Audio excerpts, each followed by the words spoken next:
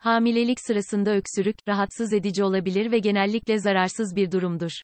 Ancak, öksürüğünüz şiddetli veya uzun süreli ise veya başka semptomlarla birlikte ise, doktorunuzla görüşmek önemlidir. Hamilelikte öksürüğe yardımcı olabilecek bazı doğal yöntemler şunlardır. Bol su içmek, vücudunuzu nemli tutmak için yeterli miktarda su içmek önemlidir. Bu, boğazınızı rahatlatabilir ve öksürüğü azaltabilir. Tuzlu su ile gargara yapmak, ılık tuzlu suyla gargara yapmak, boğazdaki tahrişi azaltabilir ve öksürüğü hafifletebilir. Buhar inhalasyonu, buhar, öksürüğü hafifletmeye yardımcı olabilir. Buhar makinesi kullanabilir veya sıcak bir duş alarak buharı soluyabilirsiniz. Bal ve limon, balın öksürüğü hafifletici özellikleri vardır. Biraz balı ılık suyla karıştırıp limon suyu ekleyerek içebilirsiniz.